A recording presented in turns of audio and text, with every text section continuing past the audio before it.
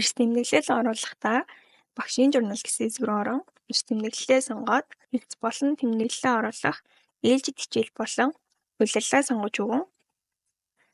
Эрсээ оруулахдаа эрс гэсэн хэсэг дээр даран тухайн сурвалжаа ирсэн болон зайнаас засалсан өвчтөе, чөлөөтэй мөн хоцорсон тохиолдолд хэдэн минут хоцорсон гэдгээ араас оруулаад өгөх боломжтой.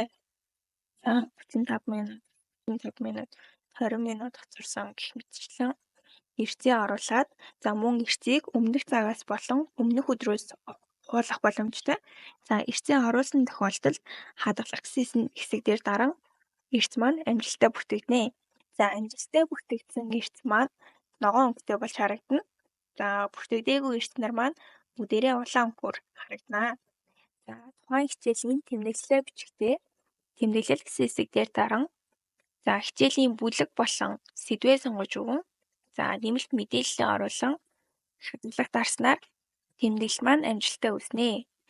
Мөн тэмдэглэл хуулах гэсэн хэсэг дээр даран оруулсан тэмдэглэлээсээ хуулаад дахин оруулах мөн заснаад хадгалах боломжтой.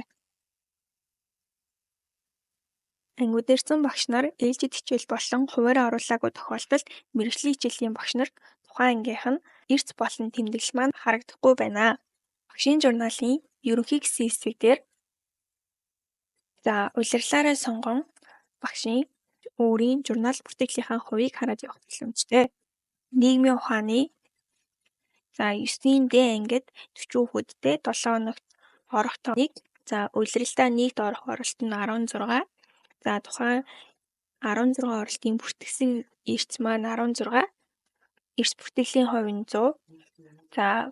Тэмдэглэл бичсэн тоон 16. Тэмдэглэлийн хувь нь 100 гэх мэтчлэн үүн дээр үнэлгээний үзүүлэлт болон үнэлгээ 1 гэсэн хэсэг маань харагдана. Хуваарь гэсэн хэсэгт маань тухайн багшийн өөрийнх нь хичээлийн хуваарь харагдана. Хуваарь дээр дараа эрс тэмдэглэлээ энэ хэсгээс мөн бөглөөд явах боломжтой.